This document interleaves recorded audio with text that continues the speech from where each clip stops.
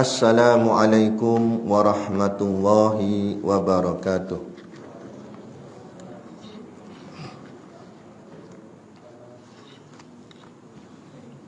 Ila hadrati Sayyidina wa habibina wa syafi'ina Muhammadin sallallahu alaihi wasallam.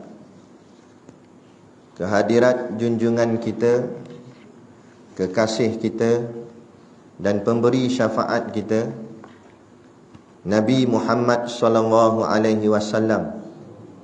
Semoga selawat dan salam ke atasnya. Wa ila arwahi abaihi wa ikhwanihi minal anbiya'i wal mursalin.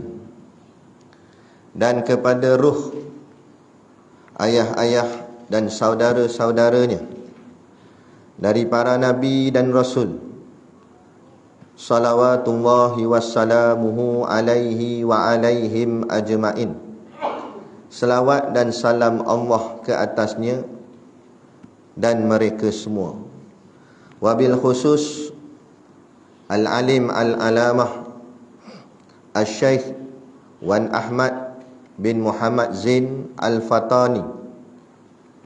Syai'un lillahi lahumul Fatihah. Bismillahirrahmanirrahim. Alhamdulillahi rabbil alamin. Arrahmanirrahim. Maliki yaumiddin. Iyyaka na'budu wa iyyaka nasta'in. Ihdinas siratal mustaqim. Shiratal ladzina an'amta 'alaihim ghairil maghdubi 'alaihim waladdallin. Bismillahirrahmanirrahim. Dengan nama Allah yang Maha Pemurah lagi Maha Mengasihani. Syukur alhamdulillah kehadrat Allah Tuhan yang Maha Besar, serta selawat dan salam ke atas Rasulnya Nabi Muhammad sallallahu alaihi wasallam, keluarganya, para sahabatnya dan pengikut-pengikutnya hingga ke akhir zaman.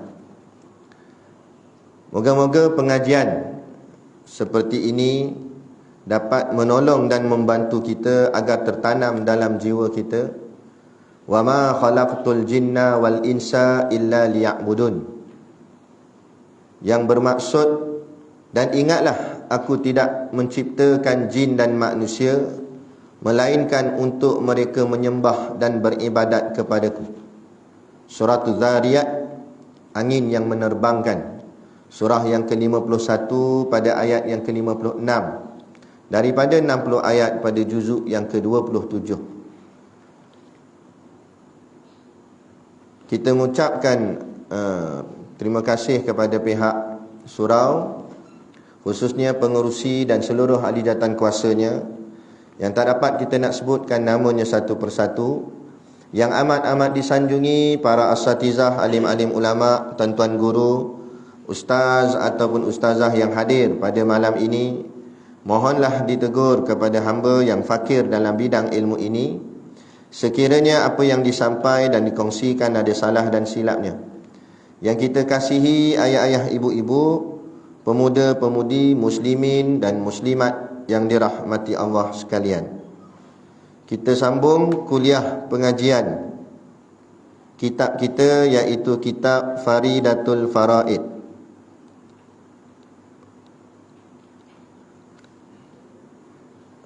Baik. Kitab Jawi lama, kalau yang macam saya ni lah, pada muka surat 4, 9 baris daripada bawah. Qala al-muallifu rahimahullahu ta'ala wa nafa'ana wa iyyakum bi ulumihi fid daraini amin ya rabbal alamin. Kata pengarang kitab, dan wajib pula atas mukallaf, dan wajib pula atas mukallaf sebagai wajib aini mengetahuikan dalil atas tiap-tiap suatu. Betul situ ke salah? Betul? Betul. Dan wajib pula atas mukallaf sebagai wajib aini, mengetahuikan dalil atas tiap-tiap suatu daripada yang wajib dan yang mustahil dan yang jaiz itu, supaya tiada jadi ia muqallid, iaitu orang yang jazam ia dengan perkataan orang yang lain dengan ketiadaan mengetahui dalilnya. Baik.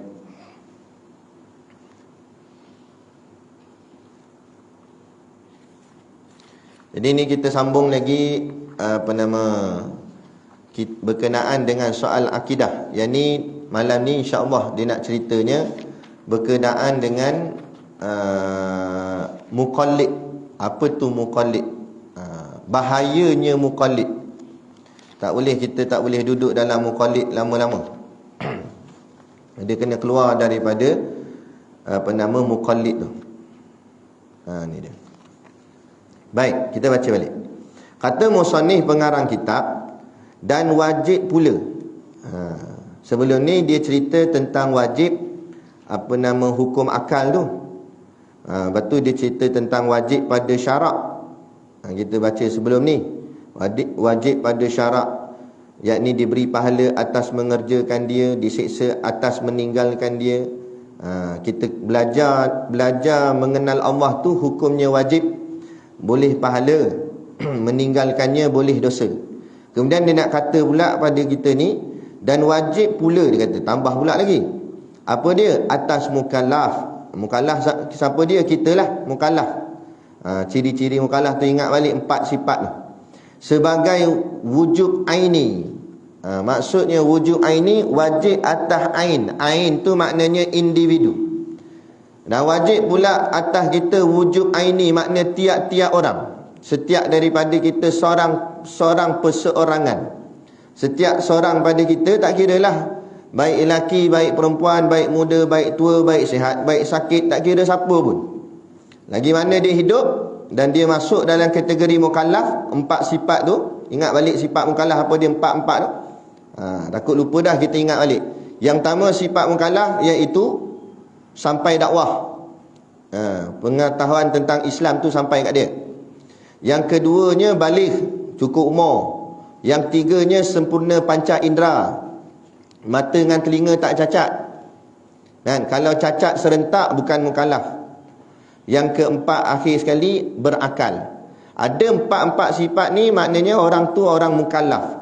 Maksud mukallaf, orang tu diberatkan ke atas dia hukum taklifi, yakni hukum syarak. Wajib, sunat, harus, makruh, haram tu kena atas dia. Tapi kalau dia bukan mukallaf, tak kena atas dia. Kalau orang tu bukan mukallaf. Mana bukan mukallaf? Tadi 4 sifat tu dia tak ada salah satu. Kalau dia tak ada salah satu daripada 4 sifat tu, maka dia bukan masuk dalam kumpulan mukallaf. Bila bukan masuk dalam kumpulan mukallaf, tak jatuh hukum syarak atas dia. Maksud tak jatuh hukum syarak atas dia, contoh wajibnya semayang tu tak kena ke dia. Mana tak wajib dia semayang. Faham? Contoh tadi 4 sifat kita sebut berakal. Lawan pada berakal gila. Orang gila tak wajib semayang. Orang gila tak semayang, tak dosa dia. Macam tu. Boleh nak?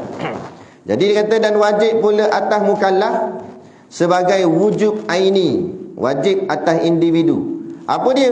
Apa yang wajibnya? Mengetahuikan dalil atas tiap-tiap suatu daripada yang wajib dan yang mustahil dan yang jaiz.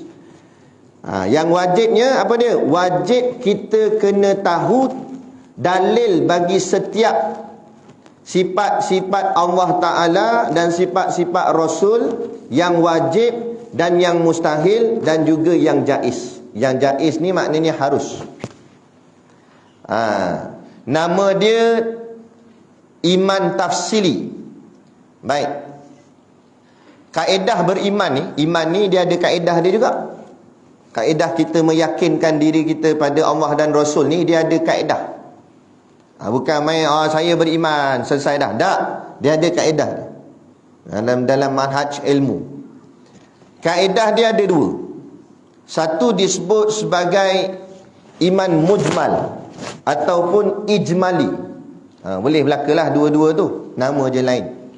Ada orang sebut iman mujmal, ada orang sebut ijmali. Makrifah ni, mengenal ni. Jadi ijmal dan ataupun mujmal, itu yang pertama. Yang kedua tafsili. Kaedah yang kedua tafsili. Dua-dua kaedah ni wajib atas kita. Bukan kena pilih salah satu, tak. Dua-dua kena. Cumanya nak ambil mana dulu boleh lah.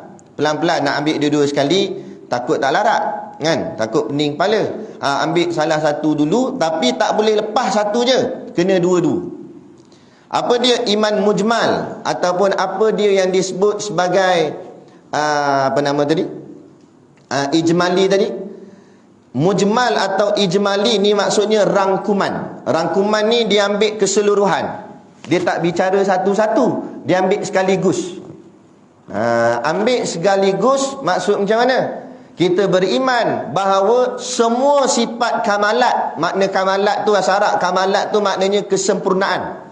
Semua sifat yang sempurna, kesempurnaan, semuanya ada pada Allah, semuanya milik Allah. Macam tu. Tak kira lah apalah, boh lah nama apa pun, asal sifat tu sifat sempurna, maka ia milik Allah. Baik, paling baik, paling apa nama, paling sempurna, paling elok, paling semualah yang duduk pada kedudukan positif.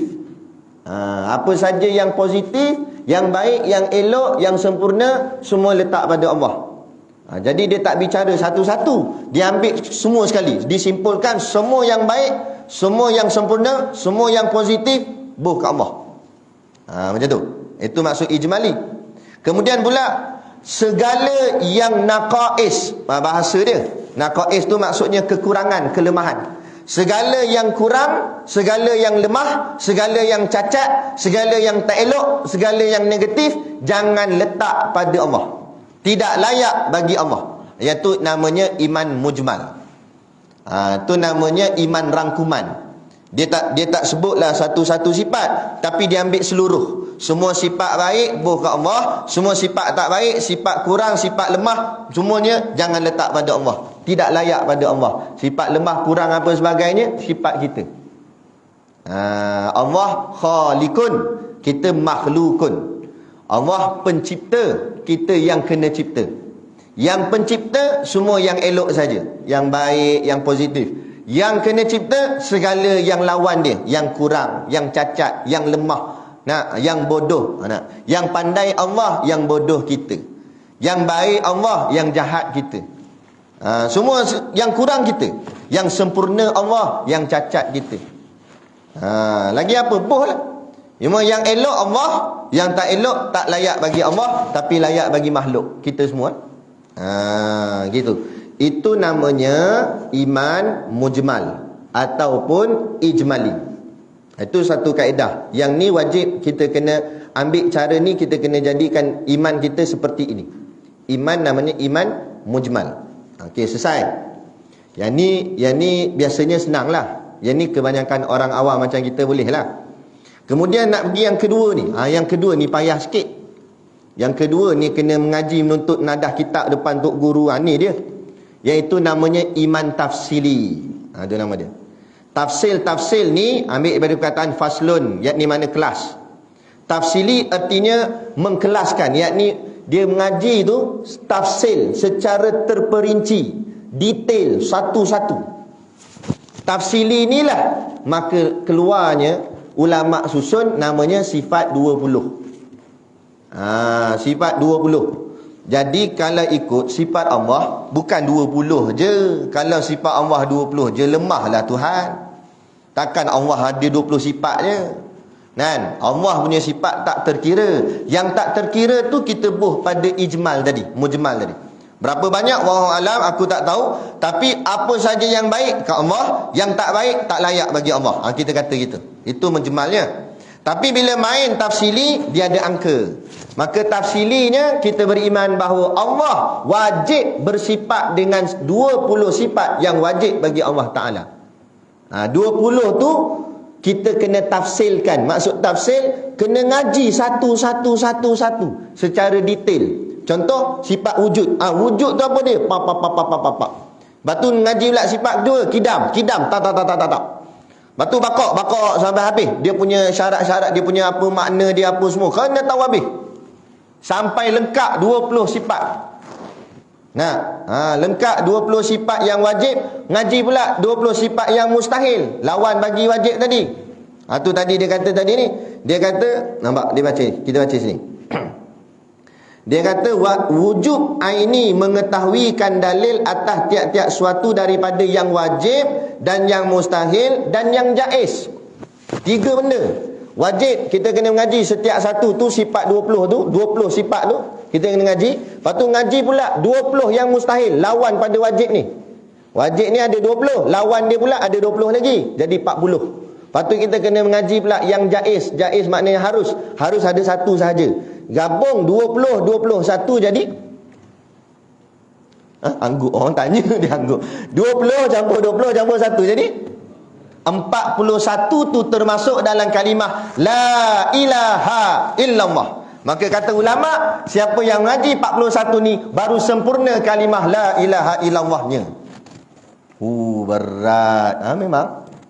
Ingat senang-senang boleh syurga Allah. Ingat kita mengucap dia kalimah syahadah, okey dah, kita selamat dah. Siapa kata selamat? Belum tentu. Nampak? Yang cuci kuil tu mengucap kat dia kalimah syahadah, selamat ke? Akidah dia selamat ke dengan pergi cuci kuil? Tu. Nampak? Yang disambut hari agama sedunia tu, ada tak yang mengucap dia kalimah syahadah? Dah selamat dah akidah dia tu? Sebab tu tak madai dengan hanya sekadar mengucap dua kalimah syahadah. Mengucap dua kalimah syahadah tu baru start engine istilahnya. Tapi bila dah start engine, kena buh minyak baru kereta boleh jalan. Masuk gear baru jalan. Ni start engine saja. Selamat dah kita akan sampailah ke destinasi ya. Sampai apa minyak tak buh. Sampai apa tak tekan minyak tak masuk gear. Start saja. Tak jadi. Dia tak sampailah. Dia tak bergerak. Islam ni haraki. Islam ni mesti bergerak. Bergerak mana? Menuju kepada Allah. Dekat duduk diam mana nak sampai ni? Ada. Lepas tu tak madai semayang saja tapi dia tak faham. Dia semayang tu sujud pada siapa? Kan? Kalau kira semayang, semua orang semayang, ramai semayang. Dalam semayang kutuk orang. Dalam semayang maki orang. Dalam semayang tikar nombor ekor. Dalam semayang minum ketum.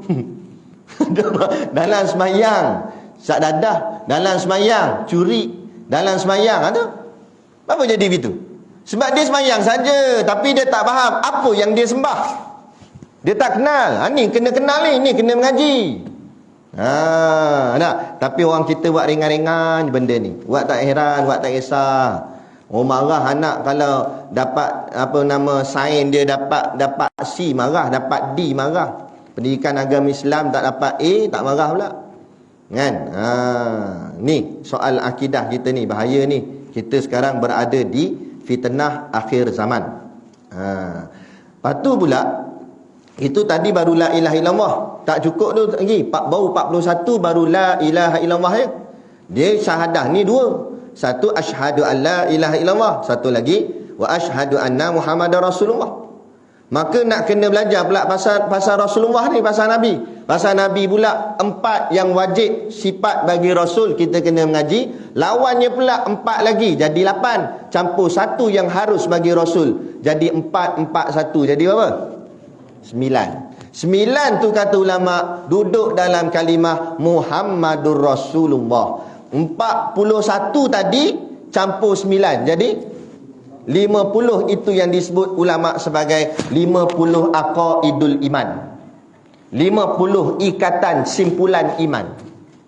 Disimpul iman tu 50 baru selamat. Barulah lengkap kalimahnya la ilaha illallah Muhammadur Rasulullah. Ada.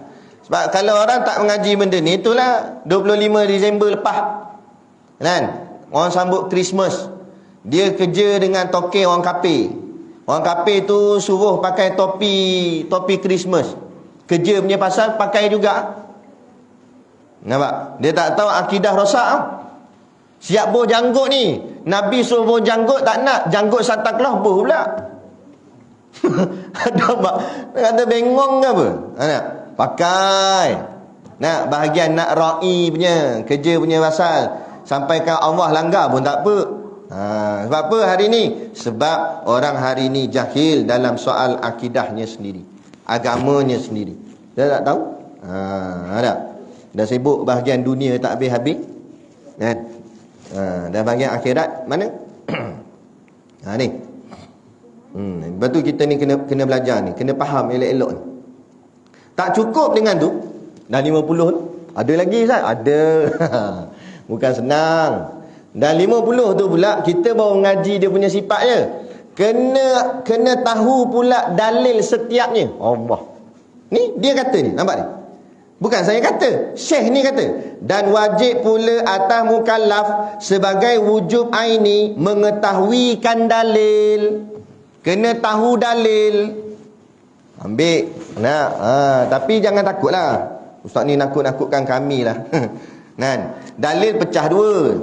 Satu namanya dalil nakli, satu lagi namanya dalil akli. Dalil kita boleh pilih nak yang mana. Ambil yang mudah lah. Dalil nakli ni naqal, nun qaf lam, naqal. Naqal ni maksudnya cedok. Dalil-dalil tu maknanya bukti, yakni bukti yang dicedok atau diambil daripada ayat Al-Quran atau hadis.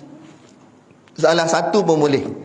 Tapi syarat yang kalau hadis mesti hadis yang bertaraf sahih lah.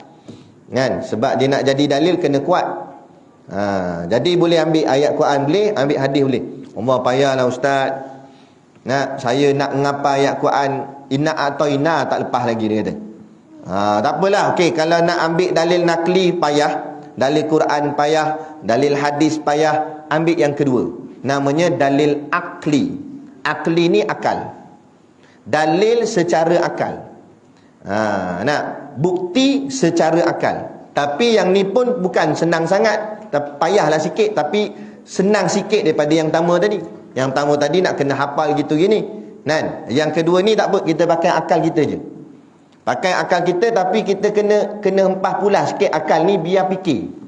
Fikir tentang kejadian alam yang diciptakan Allah. Fikir tentang sifat-sifat Allah. Bukan fikir tentang zat Allah. Jangan fikir zat Allah. Jangan fikir diri Allah tu macam mana, bentuk macam mana. Tak ada. Jangan fikir yang tu, jadi rosak. Kan? Yang kita nak fikir ni sifat Allah. Wujudnya macam mana wujud tu? Apa buktinya Allah tu wujud? Apa buktinya Allah tu kidam? Apa bukti Allah tu baqa? Sampailah kaunuhu mutakalliman. Itu saya berani cakap. Saya cakap mana kuliah pun saya kata. Hantar anak mengaji sekolah agama. Hantar anak mengaji sekolah kebangsaan. Dalam sekolah kebangsaan tu ada satu subjek namanya pendidikan agama Islam. Betul? Tapi saya terus terang saya cakap, subjek tu tidak memadai. Tidak mencukupi untuk melepaskan diri kita masing-masing. Tak cukup. Nak kena mengaji kat bahagian sekolah agama ke, mengaji pondok ke, tahfiz ke. Kat situ baru ada. Itu pun kalau sekolah tu betul lah dia ada buka-buka kitab ni. Kan? Kena. Tak madai. Saya bagi bukti contoh. Pelajaran sains, dia nak fahamkan kita ilmu sains ni. Sains tu asalnya adalah satu subjek besar, sains. Tapi dipecahkan pada 3. Ada sains namanya fizik, ada sains namanya kimia, ada sains namanya biologi. Betul tak? Kalau matematik pun dia pecah lagi. Ada matematik moden, ada matematik tambahan. Orang panggil AdMath tu. Pecah kepala nak jawab tu. Ni. Bahagian agama pun pecah juga. Pendidikan agama Islam tu tak ada satu je. Dalam pendidikan agama Islam dia ada tauhid, ada fiqh, ada tasawuf, ada sirah, ada tajwid, macam-macam pecah. Tiba-tiba dia ambil semua tu boh satu. Cukup ke tak cukup? Soalan saya. Betul? Sebab tu tak pelik keluar graduate tu kata yang cuci kuih tu bukan mak rempit, bukan mak isap dadah, budak kolej. Maknanya dia IQ tinggi dah tu, budak pandai dah tu. Tapi sebab agamanya kurang, tak diterapkan pendidikan agama Islam. secara faham yang detail pada dirinya. Sedangkan ilmu agama Islam lah yang nak bawa dia sampai alam barzah, sampai alam akhirat. Ilmu dunia tak sampai barzah. Ilmu dunia sampai pejabat je. Nah, kita hantar anak kita mengaji ni, nak boleh lepas SPM, nak boleh lepas diploma, lepas degree, tujuan dia. Tujuan satu je, nak boleh kerja je. Betul tak? Dapat CJ tu, pergi interview pejabat, dia terima, dapatlah kerja. Dah dapat kerja, tak payah heran dah sijil tu. Campak buang pun tak apa. Dah kerja punya pasal. Tu saja. Nak bahagian lepas yang tu je. Tapi yang bahagian akhirat ni bukan sakat nak dunia ni. Ni soalan dalam kubur nak lepas. Lepas tu nanti di padang mahsyar lagi tak selesai. Oh, tiba-tiba kita hanya menitik beratkan soal kerja, tapi kita tak nitik beratkan soalan dalam kubur dan soalan di padang mahsyar. Sebab tu saya tanya, lepas ke tak lepas? Tak payah kata anak kita, silat-silat kita pun lebih kurang. Dah macam mana? Kalau macam tu, jangan mati lagi. Nak? Habis macam mana Ustaz? Kalau dah mati, nak macam mana? Tapi tak apa, mujur kita hadir. Maknanya, kurang-kurang ada kesedaran. Moga-moga yang lepas-lepas kita tak sempat nak mengaji sungguh-sungguh, kita tak ni, kita lalai apa sebagainya, istighfarlah, moga-moga Allah ampun. Tapi kurang-kurang ada kesedaran juga. Daripada sampai ke hari ni ada orang tak sedar lagi. Orang buat kuliah tak datang. Buat tak peduli, pumpang. Siap yang komplain pun ada, bising sangatlah speaker. Kan? Kalau ada orang komplain, orang mengajar bising, bos speaker tu dalam bilik dia. Ada. Orang suruh datang tak mau, padahal ni nak menyelamatkan dia ni. Ni cerita dia. Sebab tu saya bukan ni kitab kata, bukan saya kata. Tok Syekh ni kata. Kok mana tak kena? Cuba. Kalau nak rot, kok mana tak kena dia kata? Dia kata setiap mukallaf wujub aini, wajib individu mengetahuikan dalil atas tiap-tiap suatu daripada yang wajib. Makna wajib sini sifat yang wajib bagi Allah, sifat yang wajib bagi Rasul, dan yang mustahil, sifat yang mustahil bagi Allah, sifat yang mustahil bagi Rasul, dan jaiz, yakni harus, yang harus bagi Allah dan harus bagi Rasul. Kenapa dia kata wajib? Baru dia jawab, itu supaya tiada jadi ia muqallid, supaya orang tu, hamba Allah tu, tak duduk dalam makam yang namanya makam muqallid. Apa tu muqallid? Muqallid ni orang yang bertaklid. Apa tu pula taklid? Taklid artinya qallada. Dia maknanya dia menyandar. Orang yang taklid ni orang yang mengikut orang lain secara membabi buta. Dia ikut je apa orang tu kata, ya-yalah, tidak-tidaklah. Ini dipanggil muqallid. Orang ni tak selamat. Kan? Sebab tu saya bukan suruh tuan-tuan ikut saya, tapi ikut ilmu yang disampaikan. Ikut saya belum tentu selamat. Kan? Kita ikut satu orang guru. Guru tu betul, betul lah kita. Kalau guru tu tak betul, tak betul kita. Jadi kita nak ikut ilmu dia. Dengar ilmu dia tu. Betul tak betul? Kita fikir ngakal. Afala ta'qilun. Allah kata, takkah kamu boleh berfikir? Fikirlah. Tengok apa dia kata. Betul tak betul? Lepas tu saya cakap, apa saya kata ni betul tak betul? Kalau tak betul, rot lah. Bukan kita cabar orang tak. Tapi kalau tak betul, bangkanglah, bantah. Tang mana tak betul? Tok Syekh ni kata. Nak ilmu ni kata. Ilmu ni betul. Situ. Kan? Nanti kita akan belajar satu-satulah. Wujud, kidam, baqa'. InsyaAllah. Tapi nak ceritanya, ini dia nak, sebab tu dia bukakan permulaan ni supaya kita faham kenapa kita kena mengaji. Sebab tu kuliah bainal maghrib wal isyak ni bukan saja-saja. Jangan ada niat kita duduk dalam surau ni, alah sementara nak tunggu isyak, duduk je lah. Kalau macam tu tak dapat apa-apa kita, rugi. Ada. Jadi biar kita niat, kita nak menuntut ni, kita nak belajar ni. Lepas tu lajak sikit masa pun tak apa. Sebab yang kita niat nak belajar. Nak belajar ni masa yang ada pun. Nak belajar time siang sibuk dengan kerja. Ni kita buat belah malam. Kalau nak buat lepas isyak, tak larat dah dengan saya ngantuk.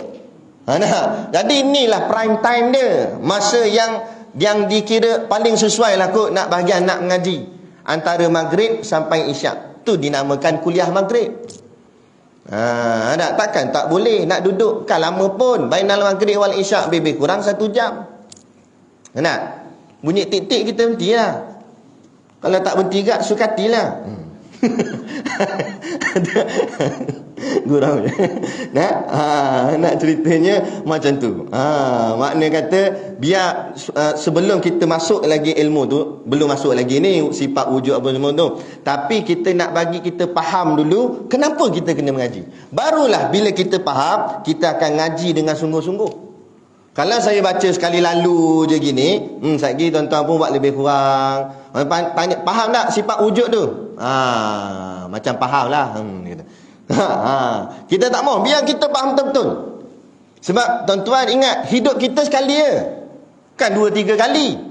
Kalau hidup 2-3 kali tak apalah. Tak apalah, hidup yang kali pertama ni film, tak apa dia kata. Nanti hidup kedua aku repair balik, aku buat bagi elok balik. Tak apa kak? Tak, hidup ni sekali ni je. Mati ni habis, tak ada dah dunia. Takkan boleh balik, keluar balik daripada alam barzah tu nak hidup balik. Tak boleh. Masuk je alam barzah, cabut nyawa, habis dah. Saya kata cabut nyawa. Nak roh dah sampai kat ghor-ghorah ni, tak ada dah apa dah. Tak boleh nak istighfar pun tak boleh dah. Tak laku dah. Ni masa dia. Kan? Tuan-tuan, mati ni bila-bila mati. Mati bila-bila.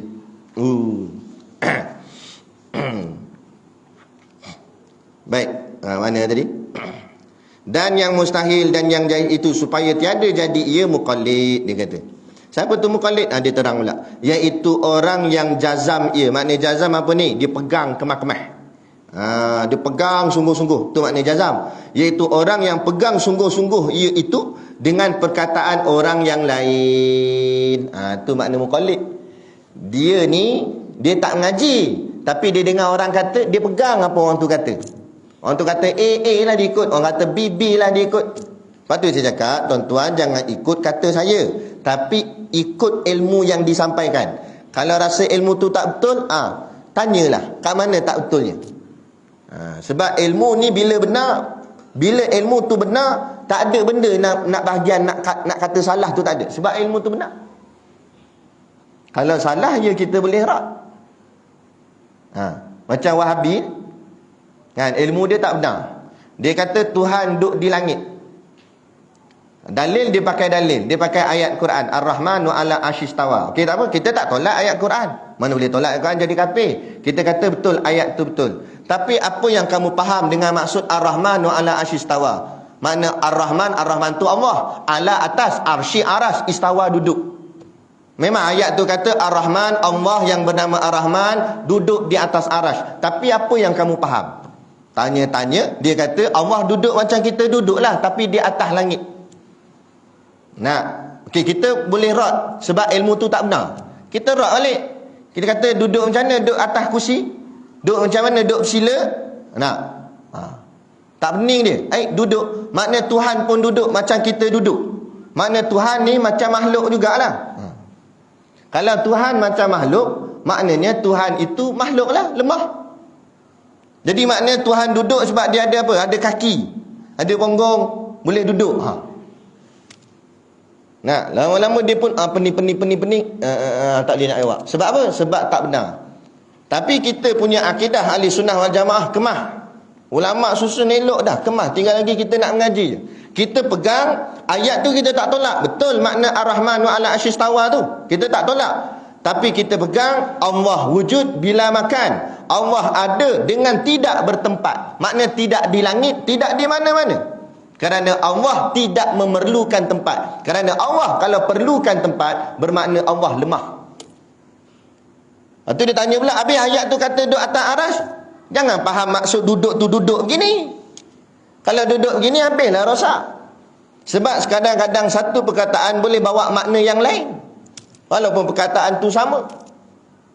Orang tanya kita, Han duduk mana? Kita kata, kita duduk Taman Raya Mesra. Han duduk je lah, tak berdiri. Duduk juga perkataannya. Tapi duduk di situ makna tinggal. Bukan makna duduk begini, makna tinggal. Jadi boleh banyak makna kadang-kadang dengan satu perkataan tu. Contoh lagi kan, ayat Quran depa orang Wahabi kata Dia kata apa nama macam mana ayat tu?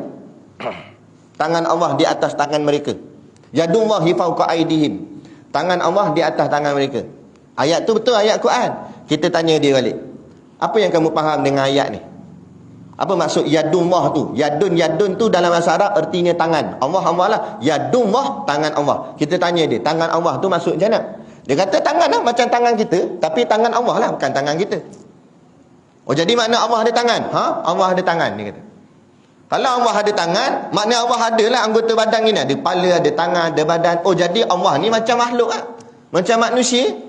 Tu yang jadi macam sembahan-sembahan orang kafir. Dia ada bentuk. Ada tangan, ada kaki, ada badan, ada kepala. Adakah Tuhan begitu? Kalau Tuhan ada tangan, lemah lah Tuhan. Kita ni ada tangan bukan sebab kita hebat. Sebab kita lemah lah kita ada tangan. Nah, kita memerlukan tangan untuk pegang cawan untuk minum. Kalau hebat tak payah pegang lah. Air tu naik sendiri. Betul tak? Tu baru nama hebat. Tapi adanya tangan sebab kita tak boleh nak bawa air tu masuk mulut kita. Kita memerlukan tangan untuk pegang buat minum. Maknanya kita berhajat pada tangan. Bila perlu maknanya orang tu lemah. Jadi kalau Allah ada tangan bermakna Allah lemah. Allah memerlukan tangan untuk buat. Allah tak perlukan tangan. Dan tangan-tangan tu berjisim. Jisim ni maknanya bentuk makhluk. Lepas tu kita kata tak boleh faham gitu. Habis dia kata tu dalam ayat Quran kata yadun, tangan. Jangan faham makna tangan mesti tangan. Tak semestinya. Habis tu ya, kita kata siang tadi surau kita kaki tangan KKM datang. Kaki dengan tangan je datang. Kepala tak datang. Badan tak datang. Orang kata bodoh ke cerdik? Maksud kaki tangan bukan kaki tangan. Kaki tangan tu makna staff dia. Tapi perkataan pakai kaki tangan. Jadi bila Allah sebut dalam Quran yadullahi fawqa aydihim, tak semesti kamu kena faham yadun tu tangan gini. Jadi ulama takwil tangan tu artinya kuasa. Sebab apa? Sebab kita kata dia ni dalam genggaman saya. Maksud genggaman bukan dia duduk dalam tangan kita, tapi makna dalam kekuasaan kita. Aku pegang dia, jangan risaulah aku pegang dia. Bila masa pegang badan dia tak pegang, tapi maksud pegang tu kita kontrol dia. Kadang-kadang perkataan tu macam tu. Perkataan tu bunyi sama tapi makna dia boleh lain. Begitu juga dengan ayat-ayat Quran. Bukan boleh main faham-faham gitu je. Kan? Ayat orang pun kadang-kadang kita tak faham, apatah lagi ayat Allah. Sebab tu kena mendalami dia. Bukan boleh main baca faham sendiri. Main baca faham sendiri tak boleh. Sebab tu ulama karang tu kitab-kitab tafsir. Sebab nak menafsirkan apa makna ayat ni. Jangan kita pandai-pandai baca sendiri, buat faham sendiri. Inilah jadinya macam golongan Wahabi. Rosak habis pahaman-pahaman orang. Akhirnya terbayang-bayanglah di fikiran Tuhan ni ada rupa bentuk dan sebagainya. Habis tak rosak. Akidah kita, iman kita. Sebab tu dia kata jangan kamu muqallid. Jangan kamu ikut orang, tapi ikut ilmu yang disampaikan. Sebab tu saya berani kata, bukanlah nak kata saya hebat, dan saya tak hebat, tapi saya berani kata kalau apa saya sampai salah, tolong bagi tahu. Tang mana? Sebab kita baca ikut kitab. Urutkan mana yang tak kena. Kalau ilmu tu benar, benarlah dia. Jadi sebab tu jangan ikut apa saya kata, tapi ikut apa yang disampaikan daripada ilmunya itu. Kalau saya kata saya kata gini, tuan-tuan tak fikir, iman ikut je. Kalau kena orang tu cakap salah, hati-hati. Lah ni Wahabi ni, orang panggil ustaz tak? Orang panggil mengajar tak surau masjid? Cuma kadang-kadang ada yang ekstrim, ada yang tak ekstrim. Kalau yang ekstrim orang kenal sangat lah, dia ni Wahabi, orang tak panggil lah dia. Tapi ada golongan yang Wahabi juga, tapi dia slow sikit. Dia tak tunjulkan sangat kewahabian dia. Hati-hati. Dalam Perak ada, kita tahu, kita kenal seorang-seorang siapa dia. Lepas tu kalau kita panggil dia kuliah ke sini ke apa, dia cakap tu jangan. Sebab tu kita belajar, jangan terus terima bulat-bulat apa guru tu kata, tapi kita cek ilmu tu betul ke tak betul. Lepas tu kalau tak faham, tanya. Tak jelas, tanya. Macam ada seorang sahabat kami, dia ngaji pondok dulu di Malaysia ni. Dia ngaji pondok mana saya tak ingat lah. Lepas tu dia melanjutkan pelajaran di sebuah universiti di Madinah. Bukan salah Madinah tu, Madinah ni tempat baik, makam Rasulullah, kan? Mekah tempat baik. Tapi sekarang yang menguasai Mekah dan Madinah ni kerajaan Arab Saudi. Arab Saudi ni terkenal dengan Wahabinya, kuat Wahabinya tu. Dulu Mekah Madinah ni Ahli Sunnah wal Jamaah yang jaga. Banyak mereka ubah dekat Masjidil Haram tu. Guru saya cakap di Masjidil Haram dulu, kat keliling dinding tu ada ayat-ayat. Kadang ada tulis ayat Quran, ada kata-kata ulama, kan, kata-kata daripada kitab dituliskan. Datang Wahabi padam habis semua. Nah, dia buang. Banyak dia ubah, dia yang ni bid'ah tu bid'ah. Dulu ada kuliah-kuliah pengajian ni, antaranya tok-tok guru kita lama ni pernah mengajar di Masjidil Haram. Dia duduk kat tiang-tiang, dia mengajar kat Masjidil Haram. Dia ngajar, kan? Lah ni tak ada dah, payah dah, tak ada. Nah, dulu sembahyang 4 kali kat Masjidil Haram. Baca dalam catatan Ibnu Battuta. Dia kata sewaktu dia singgah ke Mekah, dia melihat sembahyang di Masjidil Haram dilakukan sebanyak 4 kali kerana 4 mazhab. Mula mazhab Imam Syafi'i sembahyang dulu. Dia ada pondok kecil dia depan Kaabah tu, ada pondok kecil. Situ tu imam dia duduk, lepas tu yang semua bermazhab Imam Syafi'i sembahyang belakang tu. Mazhab bukan Imam Syafi'i sembahyang tu, mazhabnya. Sembahyang. Lepas habis tu barulah mazhab lain pula. Contoh mazhab Maliki ke, sembahyang belah sini. Dia kan ada 4 penjuru. Mazhab Syafi'i sini, mazhab Maliki pula. Lepas tu mazhab Hambali, lepas tu mazhab Hanafi. Nah, ada gila gitu. Kan? Tapi tak berlaku perpecahan. Malah bersahabat semua. Cuma mengikut mazhab masing-masing. Hari ni dah dibuang semua tu, sembahyang satu imam je duduk kat tengah. Tapi bercelaru habis kita semua. Nampak? Ni banyak dia ubah. Sampai kan kita tak tahu sejarah asal. Kan? Jadi seorang sahabat saya tu mujur dia ngaji pondok dulu kat Malaysia ni. Lepas tu baru dia di sana dia ngaji Universiti Madinah. Dia lah cerita kat saya. Masuk kat kolej tu, syekh dia ajar. Syekh dia kata Tuhan ni duduk di atas langit. Lepas tu dia tanya balik syekh dia. Ya syekh, saya mau tanya soalan. Sebab saya tak faham, saya keliru, dia kata. Apa dia? Syekh dia tanya. Nah, langit tu siapa bagi jadi? Dia tanya soalan tu. Langit siapa bagi jadi? Siapa cipta? Dia kata Allahus Sawi. Allah lah yang cipta. Dia kata Allah lah cipta langit. Okay, tak apa, Allah cipta langit. Baik. Maknanya langit tu dicipta. Jadi sebelum Allah cipta langit, Allah kat mana? Sebab dia kata Allah duduk atas langit. Tapi masa langit belum dicipta Allah, Allah kat mana? Soalan dia. Lama Syekh ni pun fi hawa, dia kata. Atas udara.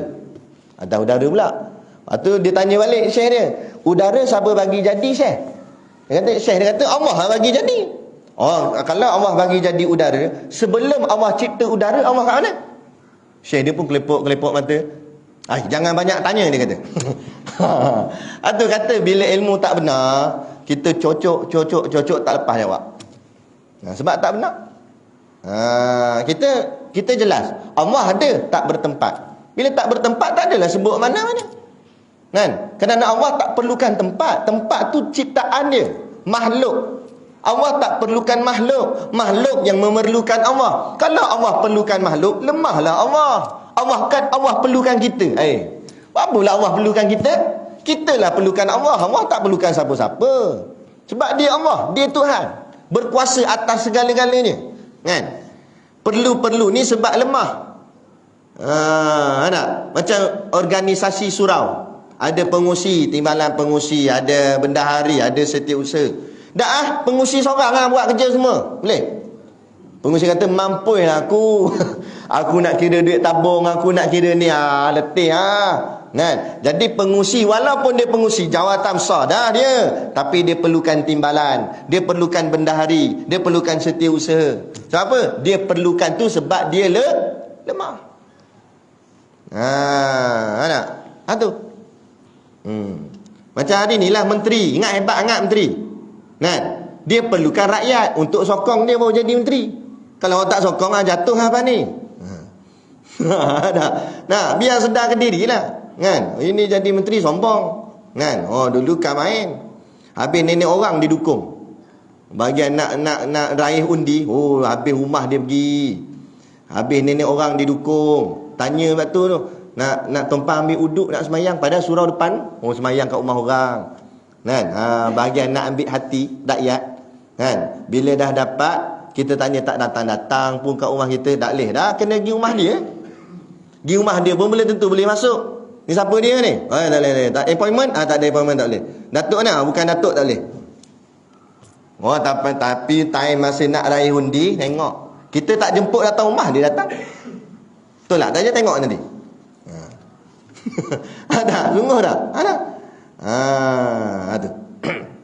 Janganlah macam tu, kan? Jadi macam para sahabat. Bukan tak ada sirah, tak ada sejarah pemimpin-pemimpin Khulafa ar-Rasyidin. Sebab tu panggil Khulafa ar-Rasyidin. Mana pemimpin yang rasyid, pemimpin yang jadi contoh ikutan. Tengok Saidina Umar. Rumah dia paling buruk sekali. Kan? Dan saya mengaji dengan Syekh Nuruddin. Umar bin Abdul Aziz, dia karang sebuah buku. Nama dia Kisah tentang Umar Abdul Aziz. Rumah dia, Allah, sengit-bengit rumah. Padahal dia khalifah, ketua menteri paling besar lah, Perdana Menteri lah waktu tu, khalifah. Kan? Tapi dia lebihkan rakyat. Saidina Umar bin Al-Khattab pula, kan? Bila saat dia meninggal dunia, tengok di belakang badannya berbirat-birat, bergaris-garis. Masa orang nak mandikan jenazahnya, tengok ada berbirat-birat. Tanya, kenapa badan Saidina Umar jadi begini? Tanya bini dia, tanya isteri dia, apa Saidina Umar buat masa dia hidup dulu. Katanya isteri dia, setiap kali dia balik kerja daripada menjalankan tugas sebagai khalifah, nah, dia balik, dah selesai semayang apa semua, di tengah-tengah malam dia akan munajat pada Allah, doa apa semua. Dan bila ada apa-apa masalah ke atas rakyatnya, dia akan hukumkan atas dirinya dengan dia ambil batang pohon tamar, dia pukul belakang badan dia. Nah, rakyat aku banjir, akulah salah, gitu. Nah, dia salahkan diri dia supaya biar dia rasa sakit macam mana sakitnya rakyat dia. Barulah itu pemimpin berjiwa rakyat. Tapi bukanlah kita suruh jadi macam tu. Saidina Bakar lagi lah kisah dia. Isteri dia, Saidina Bakar, khalifah kedua, kan? Khalifah pertama selepas Rasulullah, menggantikan Rasulullah, kan? Jadi khalifah Amirul Mukminin yang pertama dalam sejarah Islam. Isteri dia nak makan sebuah manisan, ada setengah kata buah, tapi buah tu mahal sikit harganya. Taklah mahal sangat, cuma mahal sikit. Jadi dia minta kat suami dia, bang, kalau abang ada gaji lebih ke apa, belilah, kalau buah tu saya teringin nak makan. Isteri khalifah, isteri Perdana Menteri, Datin lah kiranya, Datin Seri. Nak apa jawab Saidina Bakar? Saidina Bakar kata, tengoklah, kalau gaji aku tiap-tiap bulan tu ada lebih, kamu ambil buat simpan. Ada lebih buat simpan sampai cukup, nanti barulah kita beli buah tu, dia kata. Tak apalah, jadi cukup bulan, tengok ada lebih daripada dah pakai buat makan minum, ada lebih, simpan.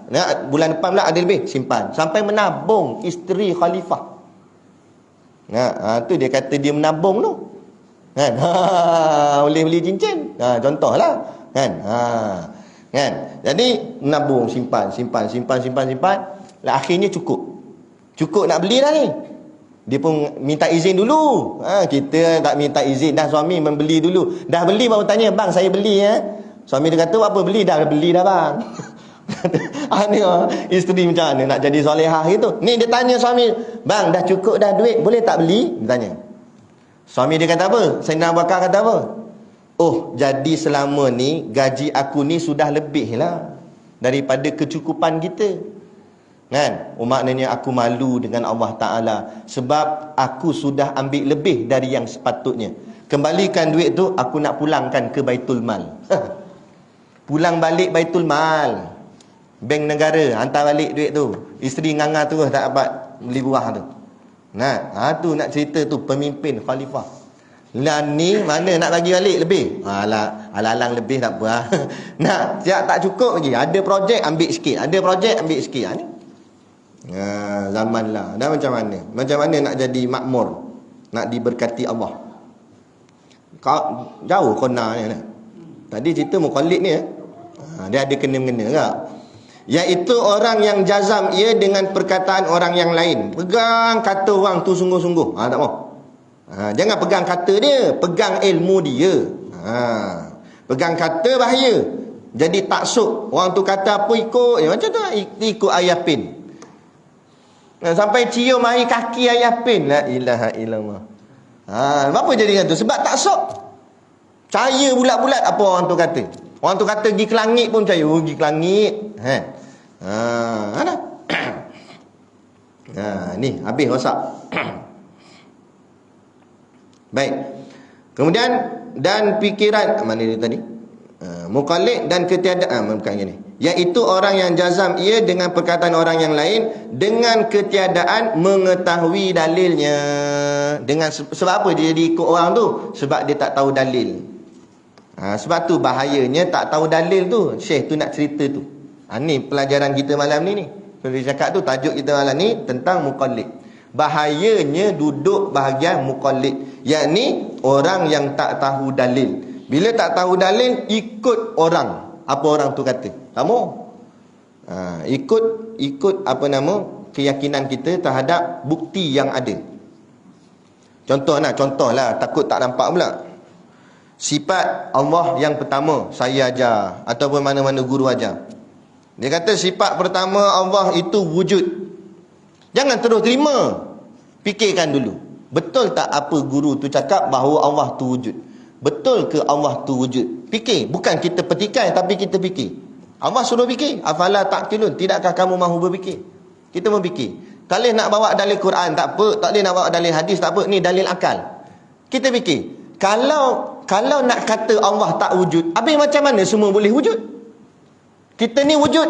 Alam ni wujud. Semua ni ada. Kalau semua ni ada, pastilah ada yang menciptanya. Yang menciptanya itu namanya Allah. Jadi adanya alam, maka membuktikan adanya Allah, adanya Tuhan. Sebab tu namanya makhlukun. Makhluk artinya yang kena cipta. Kalau yang kena cipta ada, pasti ada yang mencipta. Tak payah kata ambil matahari, telefon ni sudah. Bila kita tengok telefon ni kat kedai, automatik kalau akal kita waras, kita akan fikir ada kilang yang akan buat telefon ni. Ada orang yang mereka cipta telefon ni.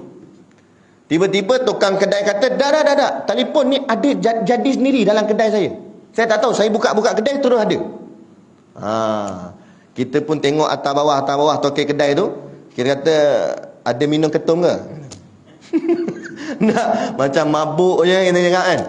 Mana pula akal tak waras lah cakap gitu. Apa cakap gitu? Mana kena? Bila ada suatu benda dibuat, mesti ada yang tukang buatnya. Mana boleh dia jadi sendiri? Mana boleh jadi sendiri? Tak boleh terima akal. Jadi alam sebesar-besar alam takkan jadi sendiri. Tu yang ada cerita golongan etis. Etis ni dia tak percaya Tuhan. Dia ideologi komunis. Orang komunis dia tak percaya Tuhan. Ni bahaya ni. Jangan ikut.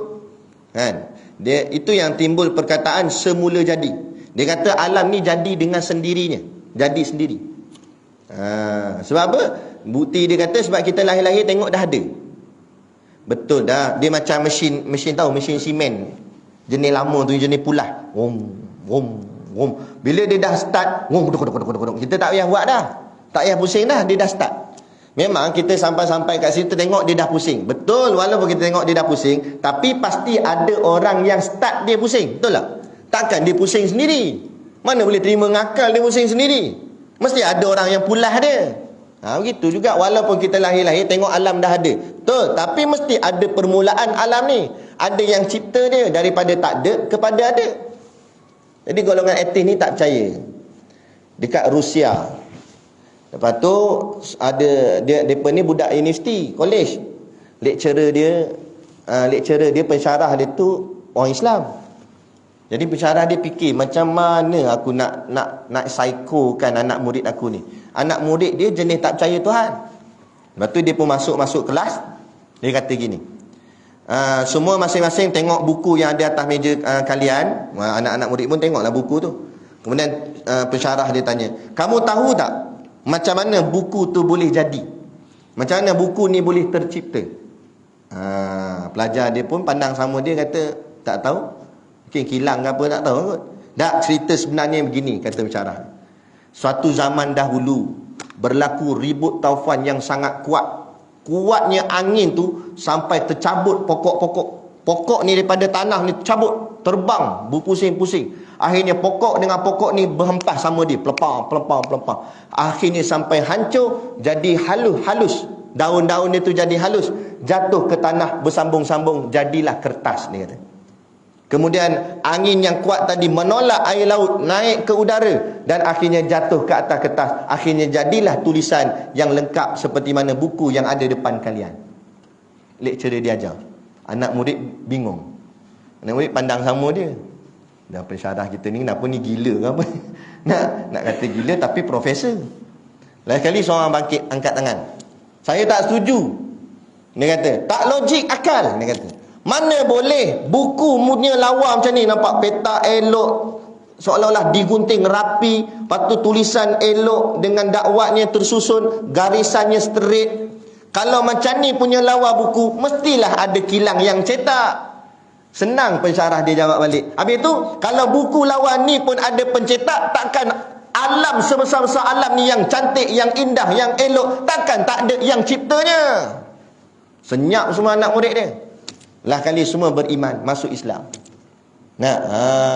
Tu. Ada satu lagi kisah, guru saya cerita kak. Untuk nak rot golongan yang tak percaya Tuhan ni.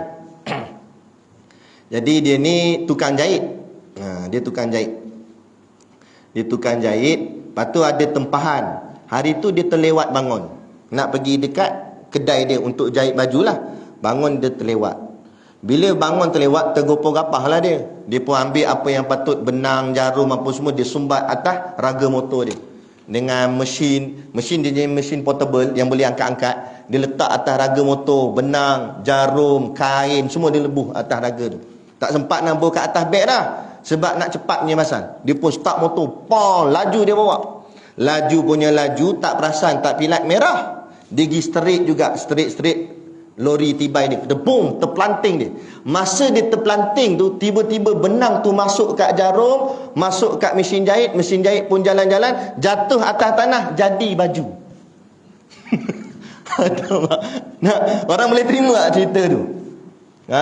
Kalau polis suruh buat report, dia pun cerita gitu, polis pun bingung, betul ke tak dia ni? Macam mana dalam terbang tu benang masuk, tahu-tahu jatuh atas jalan ni, dah siap baju. Lah kali orang pun kata, tak logik lah. Dah tu, alam ni sempurna ke tak sempurna? Kamu tengok burung tu, terbang elok, tengok pokok elok, cantik, indah, sempurna elok. Takkan dia terjadi sendiri. Macam baju ni elok dengan poket, dengan apa, takkan dengan sebab berguling atas udara jadi baju. Mesti ada tukang jahitnya, mesti dia buat rapi-rapinya, baru jadi baju. Dah kalau alam secantik alam gini, sempurna elok alam, takkan tak ada yang menciptanya. Jadi guna akal. Tu maknanya dalil akli. Sebab kalau orang yang tak ada dalil, tadilah dia ikut je. Kalau orang tu kata tadi baju benang masuk kat jarum, betul, dia pun pegang. Tu jadi bodoh. Tu bila ayah pin kata pergi ke langit pun dia percaya. Muka pun tak layak jadi Nabi Muhammad. Mana ada muka Nabi macam tu? Nabi ni sebut dalam kitab-kitab, rupanya cantik, dia orang paling handsome di zaman dia. Tak ada Nabi, tak ada seorang Nabi pun perut buncit. Kalau perut buncit tu bukan Nabi, tu YB. Tak ada. Nabi ni dia sempurna, dia paling cantik, dia paling gagah, dia paling elok. Sebab dia manusia pilihan Tuhan, manusia pilihan Allah. Bukan pilihan kita. Pilihan kita tu yang macam-macam bentuk ada, macam-macam perangai ada. Nabi tak pernah tersilap. Ni ada orang kata Nabi tersilap, Nabi pun salah. Yang salah tu kita pilih orang, ingat bagus, ingat baik, naik-naik tak baik juga. Tu kita tersilap. Tapi Allah pilih nak lantik siapa jadi Nabi, takkan Allah silap pilih. Nak pilih lantik-lantik jadi Nabi, lalu jadi Nabi, dia tak buat kerja kenabian. Allah kata apa sahaja ni? Takkan Allah tak tahu. Mana takkan Allah tak tahu. Allah pilih tu, Allah tahu dah. Allah pilih ni, dialah akan jadi Nabi yang akan melaksanakan tugas-tugas kenabian. Tu. Jadi kita jangan sampai nak ditipu-tipukan. Ini kalau Syiah lagi jahat dia Syiah. Dia kata malaikat Jibril silap hantar wahyu. Dia nak hantar ke Saidina Ali, salah rumah dia pergi. Akhirnya pergi rumah Nabi Muhammad tu, yang Nabi Muhammad jadi Nabi, patutnya Ali, dia kata. Tu lagi biul. Dia ingat malaikat Jibril ni macam postman ke, sila hantar surat. Postman je. Walaupun cekap-cekap dia sekali-sekali mungkin tersilap. Dia taklah tengok alamat ke apa. Sebab dia pun manusia biasa. Malaikat bukan manusia, cik oi. Ada tak? Nah, boleh main silap-silap gitulah. Pelik dah ni. Ni semua ni karut-marut. Walaupun kita kata memang karut-marut. Karut-marut tu ada orang ikut. Sebab apa jadi ikut gitu? Sebab tak mengaji. Lepas tu jangan pandang ringan, jangan pandang remeh ilmu akidah gini. Dia penting. Kalau kita tak mengaji, silap-silap, kita ikut jenis ajaran-ajaran pelik-pelik ni, yang sesat-sesat ni. Tadi sebelum saya nak sampai dalam perjalanan tu, ada orang hantar video. Dia hantar, dia buat video pendek. Dia kata ada 11 agama yang macam mirip macam Islam, sedangkan bukan Islam di seluruh dunia. Macam-macam. Bahainya, macam-macam, entah nama pelik-pelik. Kalau tengok pakaian sebiji macam pakaian orang kita, dengan jubah putihnya, dengan serban pun ada, janggut. Gaya tu memang gaya macam orang Islam dah, tapi kepercayaan karut-marut, sembah bukan-bukan. Sujud atas air lah, apalah, macam pelik-pelik jadi. Ni jaga-jaga hati-hati. Benda-benda ni kalau kita tak jaga betul-betul, dia boleh masuk dalam diri kita ke, keluarga kita ke. Inilah pentingnya ilmu akidah. Ilmu akidah tu ibarat perisai untuk membimbing kita ni, untuk pertahan akidah kita daripada serangan-serangan ajaran-ajaran yang pelik-pelik, yang sesat-sesat, yang karut-marut. Jaga-jaga, jangan main-main. Ini sekarang kita berada di fitnah akhir zaman. Kalau lah, ni tak lama dah, saya tak tahulah, orang dapat maklumat lah, tak tahu sahih ke tidak, katanya Raja Salman dah tak ada. Kalau ikut turutan hadis, mati Raja Arab, dia akan berlaku perebutan kuasa. Ada 3 daripada anak dia akan berebut kuasa. Tak percaya tengok apa ni. Dia akan berebut kuasa ni. Berebut. Kalau dah berlaku betul perebutan kuasa ni, tak lama dah, masa tu tak lama dah untuk munculnya Imam Mahdi. Jangan main-main. Kita ingat mungkin zaman cucu cicit kita, silap-silap di zaman kita. Kalau Imam Mahdi muncul, maknanya Dajjal muncul. Sebab sebelum Imam Mahdi muncul, Dajjal muncul dulu. Kita takut kalau kita ni sempat di zaman Dajjal, Allah na'udzubillah min zalik lah. Nabi dan sahabat doa sampai menangis, minta jangan sampai masuk zaman tu, kerana dahsyatnya fitnah dia. Ada cakap, kalau kita tak mengaji kemah-kemah ilmu akidah, Dajjal duduk depan kita. Dia akan tunjuk syurga neraka. Dia akan tunjuk kebaikan dan keburukan. Mana kita nak ikut? Dia akan buktikan. Kita kata kalau betul kamu ni, dia silap-silap dia ngaku Nabi Isa ke apa, kita tak tahu lah. Dia ngaku Tuhan ke apa ke. Ini kita, apa buktinya? Dia berkata aku boleh hidupkan orang mati. Dia tunjuk dalam hadis, cuba baca. Dajjal akan hidupkan orang mati. Orang tu terang-terang mati depan kita, dia keliling pusing orang tu, dia baca mentera apa tahu, bangun orang tu hidup. Berapa ramai yang akan ikut dia nanti. Wah, inilah betul ni, nampak dia boleh hidupkan orang mati. Inilah Tuhan ni. Tak mampu macam tu kalau kita tak mengaji akidah ni betul-betul. Malah kata Syekh Abu Zaki, salah seorang guru kami jugalah, Syekh Abu Zaki kata, hari pertama Dajjal keluar, hari pertama Dajjal keluar, hampir 8,000 ulama ikut Dajjal. Bukan orang awam, ulama 8,000 ikut Dajjal. Kalau ulama pun terikut Dajjal, dah kalau kita yang geng mamak yang kita orang biasa ni macam mana agak? Berat. Habis macam mana nak buat? Lepas tu ada pula tanya, dia dah ulama pun dia tak kenal Dajjal. Itu sebab memang dia ulama, dia mengaji agama, tapi niat tak betul. Mengaji agama sebab nak jawatan, nak pangkat, nak gaji, nak dunia, itulah. Akhirnya dia tak nampak kebenaran. Kata Habib Umar Al-Hafiz, seorang anak keturunan Nabi SAW yang masih hidup lagi, ada di Yaman.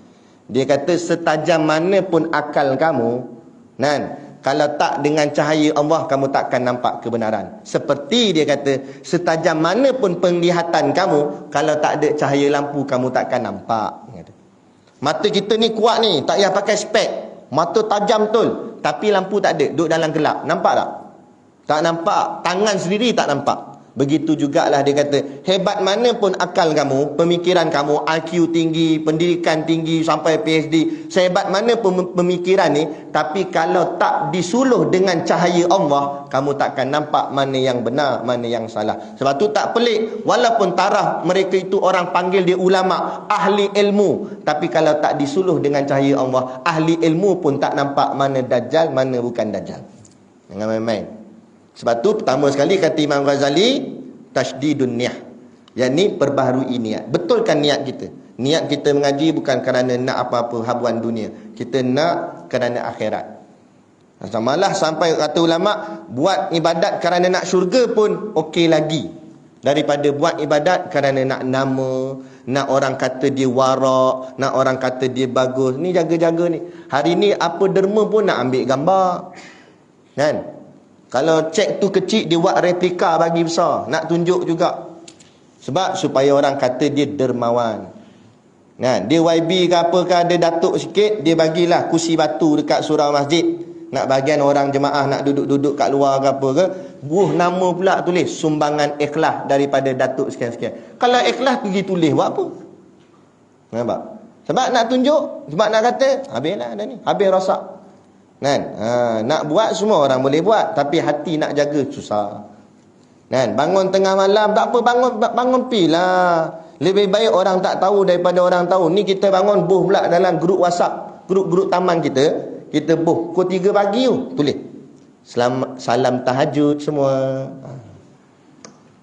Jadi kawan tu bangun-bangun tengok, ui, pukul 3 dia hantar tu. Dia bangkit awal tu, semayang tahajud. Padahal kawan tu bangkit, lepas tu tidur balik, kencing je. Kan? Ni nak tunjuk, tak payah saya. Zaman dulu, orang zaman dulu, nenek moyang kita dulu, dia ada cerita. Dia kalau bangun pagi nak semayang tahajud, dia sanggup tak buka lampu, ataupun kadang-kadang dia pergi pakai lampu suluh gitu, senyap-senyap. Lepas tu pula masa nak ambil uduk, kan zaman dulu bilik air kat luar. Jadi dia bentang kain guni ataupun apa-apa kain, supaya bila air tu jatuh atas lantai tak bunyi. Tu tak bunyi. Takut mengejutkan orang sebelah. Punya nak sorok amalan sampai tahapnya tu, buat slow-slow. Kita siap nyanyi dalam bilik air supaya orang sebelah dengar. Kawan kata, awalnya bangun. Nak bagi orang tahu yang kita ni bangun awal. Janganlah, tak payah. Kalau puasa bila ni buat tanya dalam grup. Hari ni nak buka apa tanya. Nak buka apa aku lagi tahu. Nak buka apa hang telan sepanjang hidup pun tak apa. Kan nak makan apa kita tanya, supaya bila dia tanya gitu orang tanya, puasa sunat ke? Supaya orang tanya gitu, dia pun jawab pula, sikit-sikit gitu je, ada kat 12 tahun dah amal macam ni. Jadi rosak amalan, haba aman surah, jadi debu yang berterbangan. Allah tak nilai sikit habuk pun. Sebab hari ni punya amalan, betul orang buat benda baik, tapi nak tunjuk kat orang supaya nampak baik. Kita bukan nak orang nampak kita baik, kita nak Allah nampak kita baik. Walau orang nampak kita jahat, tak apalah. Gitu nak. Baik. Jadi ini kita kena mengajikan kepentingan dia, iaitu kita mengaji sifat yang wajib, mustahil dan harus Allah dan juga Rasul. Kemudian kita kena faham sampai kita boleh membuktikannya, iaitu makna buktikan itu dengan dalilnya. Barulah orang ini selamat akidahnya. Dia terkeluar daripada kelompok yang dinamakan kelompok muqallid. Nampak? Bahaya. Jangan duduk dalam kelompok muqallid. Kita kalau masa kita belum ngaji-ngaji gini, mungkin kita nampak kita ni zon selamat dah. Kita tak masuk dalam kelompok munafik. Bila ngaji tengok, bukan sakat munafik, muqallid pun tak boleh. Munafik lagi teruk. Ni muqallid pun tak boleh, bahaya. Itulah beza orang mengaji dengan tak mengaji. Tu Allah tanya, kul hal yastawil ladina ya'lamuna wal ladina la ya'lamun. Katakanlah wahai Muhammad, adakah sama orang yang mengaji dengan orang tak mengaji? Lepas tu saya pun dulu jahil juga. Bila saya masuk pondok untuk guru ngajar kitab-kitab gini, baru kita pun tersedar, kita menor. Kita menung, kita fikir ahli keluarga kita, ayah kita, mak kita, adik-beradik kita, nak saudara mara kita, sepupu sepapat kita. Banyak orang tak tahu tentang ilmu ni. Macam mana agaknya? Lepas tu kata Ibrahim ibnu Adham, seorang wali Allah. Dia pernah kata, walaupun ni bukan hadis, tapi kata-kata seorang wali. Kan? Mungkin kita boleh jadikan juga apa? Jaga-jagalah. Bukan hadis, tapi kata seorang tok wali. Dia kata apa? Dia kata akhir zaman nanti daripada 1000 orang, seorang saja yang masuk syurga, dia kata. 1000 orang, ramai tu 1000. Kan? Seorang saja yang dapat masuk syurga, kata dia. Kan? Walaupun ni bukan hadis, memanglah tidak sahih lah sebagai hadis, tapi kata-kata seorang tuan tok guru lah, seorang wali Allah, dengan hatinya yang bersih. Mungkin ada makna lah. Dia nak maksudkan keadaan di akhir zaman, orang terlampau jahil sampai tak tahu apa agamanya. Menganut agama Islam, tapi Islamnya sendiri pun dia tak faham. Ngaku-ngaku Allah tu Tuhan, tapi Allah tu sendiri pun dia tak faham. Dia tak kenal dengan sifat-sifat Allah, dia tak kenal. Ini bahaya. Bahaya. Lepas tu Nabi kata, fi akhiri zaman la yabqa minal Islam illa ismuhu. Pada akhir zaman tidak ada yang tinggal daripada umat Islam itu melainkan tinggal nama sahaja. Nama sahaja Islam, tapi kepribadian, pemikiran, ilmunya jauh daripada Islam. Dia tak tahu tentang Islam. Ini bahaya. Jadi kita, moga-moga Allah selamatkan kita, diri kita dan ahli keluarga kita. Moga-mogalah, insya-Allah lah. Jadi kita berhenti dekat sini dan kita akan sambung. Dan telah bersalah-salahan ulama pada kafir muqallid itu. Sudah pula. Nanti kita nak bicara kuliah yang seterusnya yang akan datang jika diizinkan Allah. Kata Syekh, berlaku khilaf di kalangan ulama. Ada ulama kata siapa duduk muqallid kafir. Yang ni keras sikit punya pandangan. Ada pandangan yang kurang keras, dia kata orang yang duduk dalam muqallid tak kafir lagi, tapi orang tu fasik, berdosa besar. Fasik pun berat dah, kafir lagi berat dah. Jadi dia nak bincang yang itu, nanti kita akan baca pada kuliah yang seterusnya. Jadi ajak lagi kawan-kawan ke siapa ke, sebab benda ni benda penting. Benda ni benda penting yang ditinggalkan oleh guru-guru kita zaman dahulu kepada kita. Ya.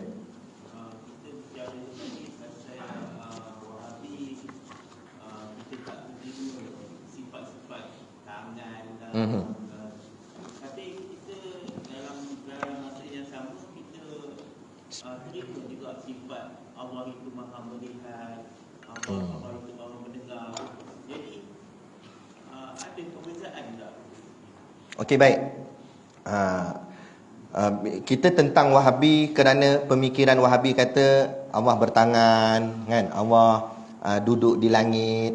Tapi bila bicara tentang Allah melihat, kita akidah Ahli Sunnah wal Jamaah terima Allah melihat, Allah mendengar. Okey, kita kena faham. Melihat dengan duduk tak sama. Duduk ni dengan berjisim baru dinamakan duduk. Kalau tak berjisim tak panggil duduk. Kan? Maknanya ada rupa ni baru boleh duduk. Kan? Itu satu. Yang kedua pula, bertangan tadi, tangan tu pun berjisim, ada tangan. Tapi melihat dia tak semestinya dengan berjisim. Melihat itu orang cakap apa, sifat sahaja, bukan benda. Tangan benda. Tangan tu benda, seketul tangan. Tapi melihat bukan benda. Lainlah kita kata Allah bermata. Tu baru salah. Mata tu benda, tapi melihat bukan benda. Melihat tu perbuatan melihat. Satu dipanggil sebagai sifat. Dan kenapa akidah Ahli Sunnah wal Jamaah terima Allah melihat? Kerana dia ambil makna sebalik. Kalau kita tak terima Allah melihat, automatik kita kata Allah buta. Kalau Allah buta, maknanya Allah cacat.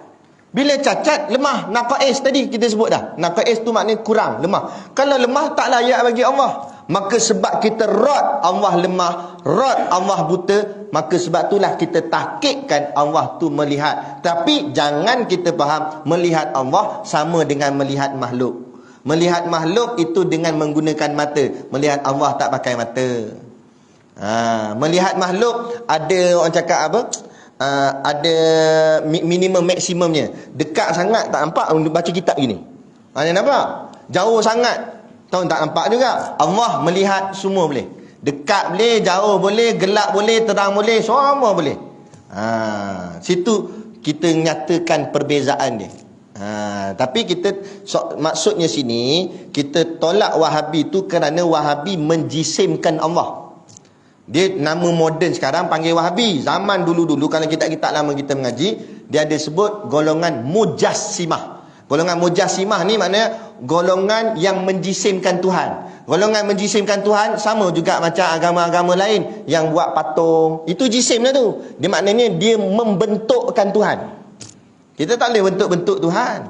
Sebab Tuhan bukan berbentuk. Tuhan ni berbentuk pun tidak, tidak berbentuk pun tidak. Dua-dua tak pakai. Sebab apa? Sebab berbentuk pun sifat makhluk, tidak berbentuk pun sifat makhluk. Habis macam mana? Wallahu a'lam. Waktu pula bila kita jawab wallahu a'lam, dia kata ngaji tak habis. Nak ngaji habis pergi ke Ayapin lah. Itu yang jadi sesat tu. Sebab tu lah kali kalau dalam kitab usul tauhid dia kata orang yang mengaji tauhid akidah ni last kali dia akan ternganga, dia kata. Maksud ternganga ni jawapan dia putus. Jawapan last kali wallahu a'lam. Makna nak menunjukkan akal kita terbatas. Itu kita kata tadi, Allah yang maha bijak tapi yang bodoh kita. Bodoh lah tu, sampai tak hati, sampai tak tahu. Lepas tu jangan rasa bijak, jangan rasa pandai. Akhirnya bila rasa pandai, kita akan memandai-mandai. Tu yang ada orang kata Tuhan ni macam gelombang lah. Weh, pelik-pelik. Tu sebab memandai-mandai lah tu. Jadi kita belajar ikut ilmu-ilmu yang disusun oleh ulama. Tak apa, jangan risau. Ulama ni kaji habis dah beratus-ratus tahun mereka ni. Kitab kita ni bukan baru ni.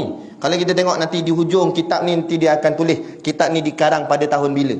Kalau tak silap saya kat 200 tahun.